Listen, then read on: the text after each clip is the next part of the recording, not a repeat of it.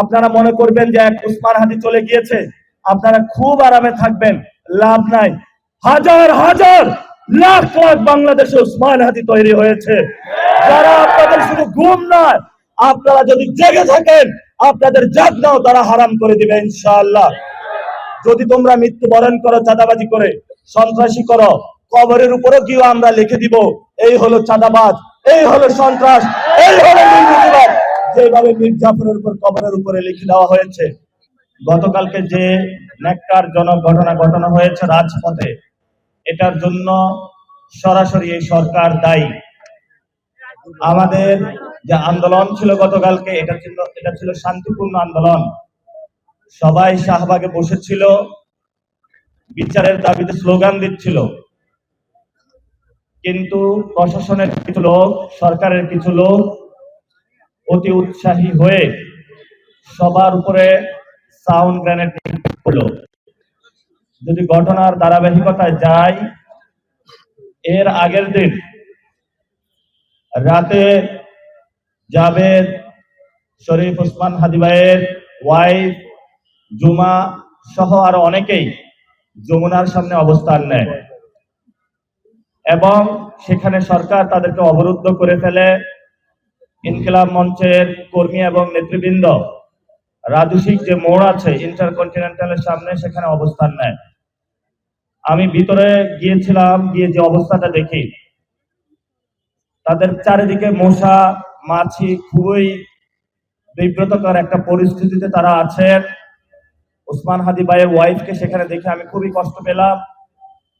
তাদের কাছে কোনো খাবার ছিল না, পানি ছিল না, এবং সেখানে তারা একটি দাবি নিয়ে গিয়েছিলেন যে শহীদ ওসমান হাদি ভাইয়ের যে বিচার, এটা বাংলাদেশের যে এজেন্সিগুলো করছে, বাংলাদেশের ইনভেস্টিগেশন বডি করছে, তাদের উপরে তাদের ট্রাস্ট নেই।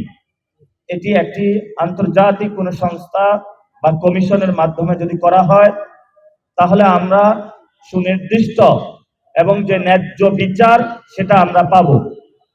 দাবিটি কোনো অযৌক্তিক কোনো কিছু না। আমি সরকারের কয়েকজনের সাথে যোগাযোগ করলাম, তারা জানাইলো যে আমাদের সাথে যোগাযোগ করা হয়নি।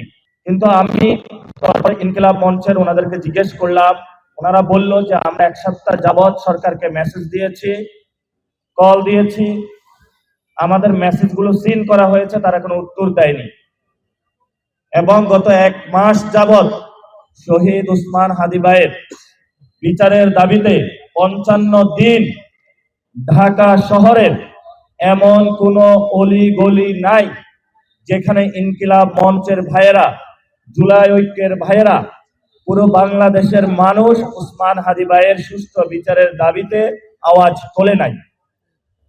কিন্তু সরকার সেই আগের ধারাবাহিকতায় দেখেও না শোনার ভান করেছে।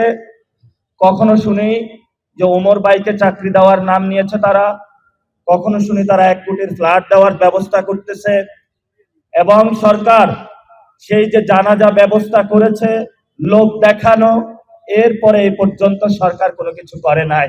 সরকার মনে করে যে না কোনো পারমাণবিক বোম, আর তারেক রহমান একটা বেলুন, একটা সুই দিয়ে রেডি থাকবেন, এটাতে একটু টোকা দিবেন, এটা ফুস হয়ে যাবে, ভয় পাওয়ার কোনো কারণ নাই। আমরা সরকারকে আহ্বান জানাবো, স্যার ভয় পাইতে পাইতে লন্ডন চলে গিয়েছিলেন, ওইখানে একটা চুক্তি করলেন বিএনপি এবং সরকারি প্যাডে যে বাংলাদেশে ইলেকশন হবে। ওই আমরা তো এই শব্দটি শুনলাম না যে সুষ্ঠু একটি ইলেকশন প্রয়োজন। আমরা গণতন্ত্রকে রক্ষা করতে চাই। এখন আপনি বললেন যে একটা রোগীকে চিকিৎসা করা হবে, সেই সুষ্ঠু চিকিৎসা আছে কিনা, অ্যাফোর্ডেবিলিটি আছে কিনা, সেটা তো আমাদেরকে লক্ষ্য রাখতে হবে। তো যেই নির্বাচনের জন্য তারেক রহমানকে নিয়ে আসার জন্য এত আয়োজন, বিএনপিকে নিয়ে আসার জন্য এত আয়োজন, সেটা তো আসলে কোনো গণতান্ত্রিক কোনো ইলেকশন হলো না। এটা ইলেকশনের নামে তারেক রহমানকে নিয়ে আসার জন্য নির্বাচন কমিশন কর্তৃক একটি সিলেকশনের মধ্যে এই সরকার যাচ্ছে। এবং আপনারা জানেন ইলেকশন কমিশন দ্বৈত নাগরিক এবং যারা ঋণ খেলাপি তাদের নমিনেশন বাতিল করার কথা, কিন্তু ছাত্রদল এই সন্ত্রাসী সংগঠন, যুবদল সন্ত্রাসী সংগঠন, তারা ইলেকশন কমিশনের সামনে গেল, গিয়ে একটি মব করলো। মব করার মধ্য দিয়ে এই ঋণ খেলাপি এবং যারা দুর্নীতিবাজ, চাঁদাবাজ, এদেরকে সংসদে নিয়ে যাওয়ার ব্যবস্থা করলো। ওসমান হাদি ভাই একটি কথা বলেছিলেন যে উনি বেঁচে থাকতেন যদি এই চাঁদাবাজ, সন্ত্রাস, দুর্নীতিবাজ তাদেরকে সংসদে দেখলে উনি তাদের ঘুম হারাম করে দিতেন। কিন্তু ওসমান হাদি ভাইয়ের অনেক সহযোদ্ধা পৃথিবীতে এখনো বেঁচে আছে, যারা চাঁদাবাজ, সন্ত্রাস, দুর্নীতিবাজ